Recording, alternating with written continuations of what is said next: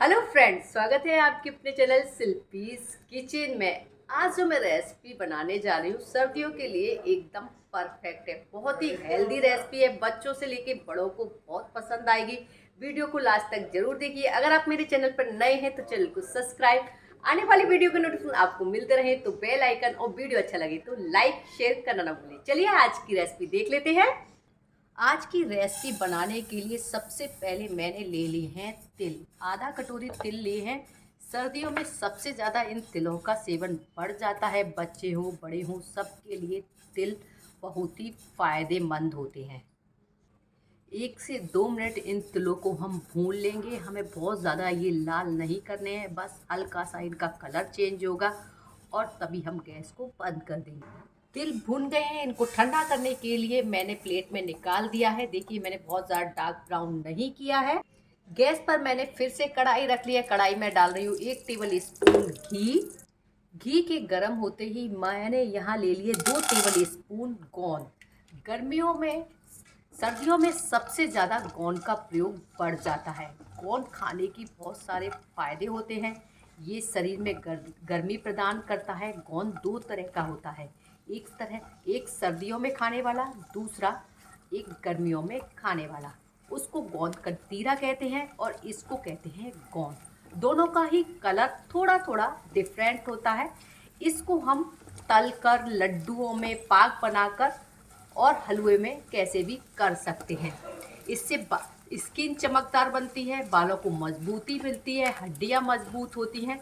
बच्चे बड़े सभी ये गोंद खा सकते हैं, लेकिन इसको खाने के साथ साथ इसकी क्वांटिटी भी मायने रखती है। ज़्यादा खाने से ये लूज मोशन भी कर देते हैं और गर्मी भी चढ़ा सकते हैं। इसलिए इसका सेवन हमें संभाल कर ही करना चाहिए। लीजिए, गोंद हमारा फूल कर तैयार हो गया है। देखिए इसके फूले बन गए हैं। इसको निकाल लेते हैं। इसे निकालने के लिए मैंने तिल वाली प्लेट में ही मैं इनको निकाल रही हूँ, जिससे जो भी घी होगा वो इसी में आ जाएगा।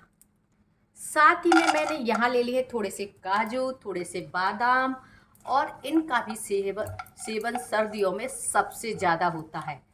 बादाम हमारी इसमें ऑयल होता है, तो ये हमारी स्किन को चमकदार बनाता है, आंखों की रोशनी को तेज करता है।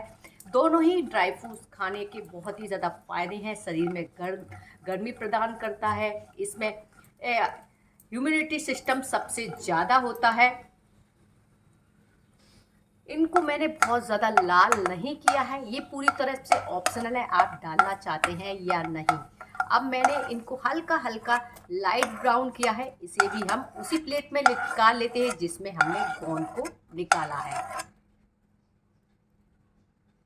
हमने गैस पर वही कढ़ाई रखी है और उतना ही घी है। इसमें घी की क्वांटिटी को हमने कम ज़्यादा बिल्कुल भी नहीं किया है। इसमें डाल दिया है 2 टेबल स्पून बाजरे का आटा। सर्दियों में हो या गर्मी, बाजरे का आटा डायबिटीज़ वाले मरीजों के लिए सबसे ज़्यादा बेस्ट होता है। इसमें ग्लूटेन बिल्कुल भी नहीं होता। आपको अगर वेट लॉस करना है या फिर अपना वजन घटाना है या फिर आपकी इम्यूनिटी सिस्टम को तेज करना है, बाजरे का आटा सबसे ज़्यादा बेस्ट होता है। ये कोलेस्ट्रॉल को कम करता है। बाजरे के आटे में फाइबर, मैग्नीशियम सबसे ज़्यादा पाया जाता है। हृदय रोगी यानी कि जिनको हार्ट अटैक की समस्या है, उनके लिए भी यह बहुत ही फायदेमंद होता है। क्वांटिटी बाजरे के आटे की आप कम ज़्यादा अपने हिसाब से कर सकते हैं। मैं अपनी रेसिपी के हिसाब से मैंने यहाँ पर 2 टेबल स्पून यानी कि आधा कटोरी के समथिंग मैंने इस बाजरे को आटे को लिया है। इसको बहुत ज़्यादा लाल नहीं करेंगे। जब ये भुन जाता है तो हमने जितना घी डाला है वो सारा ये रिलीज कर देगा। इसको बहुत ज़्यादा भूनने की ज़रूरत बिल्कुल नहीं होती। जब ये भुन भी जाता है, खुशबू यानी कि महक पूरे घर में आने लगती है।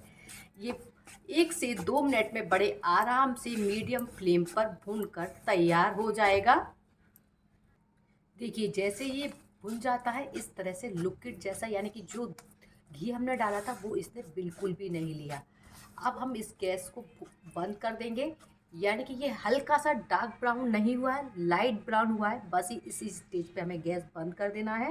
यहाँ गैस पर मैंने दूसरा पैन रख लिया है। अब इसमें मैंने ले लिया है आधा किलो से थोड़ा सा कम होगा गुड़।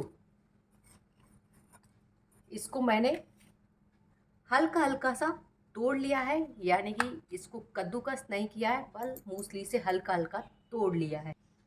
गुड़ में सबसे ज़्यादा फास्फोरस और कैल्शियम पाया जाता है। गर्मियों में इसका सेवन भी बढ़ जाता है। ये डायबिटीज़ के मरीज हों या वेट लॉस करने वाले लोग हों, और सबसे ज़्यादा पाचन क्रिया के लिए सबसे ज़्यादा लाभफुल होता है। सर्दियों में इसका सेवन सबसे ज़्यादा करना चाहिए। यहाँ हमें गुड़ की कोई चाशनी नहीं बनानी है। मैंने इसमें आधा कप पानी डाला है। अब इसको हम मेल्ट होने देते हैं। जब तक गुड़ मेल्ट हो रहा है तब तक हमने जो ड्राई फ्रूट लिए हैं, गोंद लिया है, और हमने यहाँ तिल जो भून कर रखे हैं उसे मिक्सी के जार में डालकर थोड़ा सा पाउडर फॉर्म में ले लेते हैं।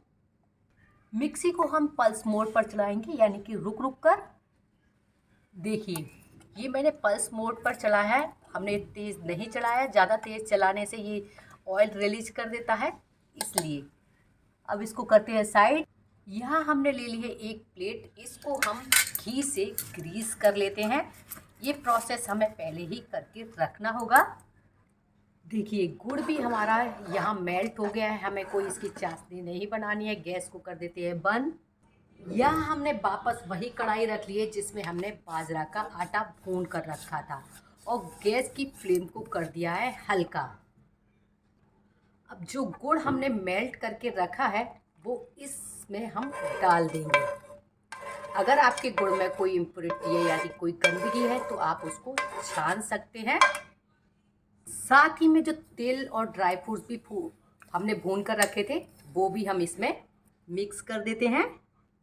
हमने यहाँ गैस की फ्लेम को अभी हल्का ही रखा है। हमें यहाँ बिल्कुल भी तेज़ फ्लेम की ज़रूरत नहीं है। इन सारी चीज़ों को हमें पहले से अच्छे से मिक्स करना है 1 से 2 मिनट। बहुत ज़्यादा टाइम इसमें नहीं लगता है। अब हम इसमें डाल देंगे एक नटमेग, जो गुड़ के टेस्ट को इन्हेंस करता है, इम्यूनिटी सिस्टम को तेज करता है। सर्दी है, खांसी है, उसके लिए भी सबसे अच्छा होता है। 1 टीस्पून डाल देंगे जिंजर पाउडर। सर्दी, खांसी, जुकाम सबके लिए, बलगम के लिए बहुत ही ज़्यादा परफेक्ट है ये। इसको ज़रूर डालिए, इससे बच्चे बड़ों सबकी खांसी दूर होती है। आधा टीस्पून डाल रही हूँ ब्लैक पेपर। ये आँखों की रोशनी के लिए बहुत ही ज़्यादा लाभकारी है। अब मैंने गैस की फ्लेम को कर दिया है बंद। अब 1 से 2 मिनट इसको इस तरह से चलाते हैं। अब जिस प्लेट पे हमने घी लगा के रखा है ना, उसमें बिना टाइम वेस्ट करे इसमें पलट देंगे। ये देखिए, बड़े आराम से ये सरक जाता है, कोई भी प्रॉब्लम नहीं होती। अगर ज़्यादा ठंडा कर लेंगे तो ये इसी में जमने लगेगा। इसलिए इस बात का आपको विशेष ध्यान रखना है कि जल्दी से जल्दी इसमें पलट पाएँ। अब ठंडा होने के बाद मैं आपको दिखाती हूँ। जब ये ठंडा हो जाएगा उसके बाद ही हम इसमें कट लगाएंगे। ये देखिए, बड़े आराम से इसमें कट लग जा रहे हैं। आप चाहें तो इसके लड्डू भी बांध सकते हैं। लड्डू और आसानी से बन जाते हैं। पहले इसको हमें इतना ठंडा नहीं करना पड़ता लड्डू बनाने के लिए। हल्का से गुनगुने में भी लड्डू बन जाते हैं। ये अभी भी पूरी तरह से ठंडा नहीं हुआ है, ये अभी भी हल्का हल्का गर्म है। मैंने इसमें कट लगा दिए हैं, एक आपको निकाल कर भी दिखा देती हूँ। देखिए, मैंने ये निकाल लिया है क्योंकि हल्का सा गर्म है ये, लेकिन रेसिपी पूरा करने के लिए मैंने निकाला है। तो ये इस तरह से थोड़ी सी सॉफ्ट है, लेकिन ये अभी पूरी तरह से जब ठंडा हो जाए तभी आप इसको निकालिए। खाने में बहुत ही ज़्यादा टेस्टी बनता है और थोड़ा सा सॉफ्ट भी रहता है। गुड़ की तरह एकदम टाइट नहीं होता है। और कमर दर्द है, घुटनों का दर्द है, आपको वेट लॉस करना है, कैल्शियम की ज़रूरत है, सर्दी है, जुकाम है, सबके लिए फ़ायदेमंद है। आज की ये रेसिपी आपको कैसी लगी कमेंट्स करके ज़रूर बताएं। अच्छी लगी हो तो लाइक शेयर करना ना भूलें। मिलते हैं नई रेसिपी के साथ। Till then good bye.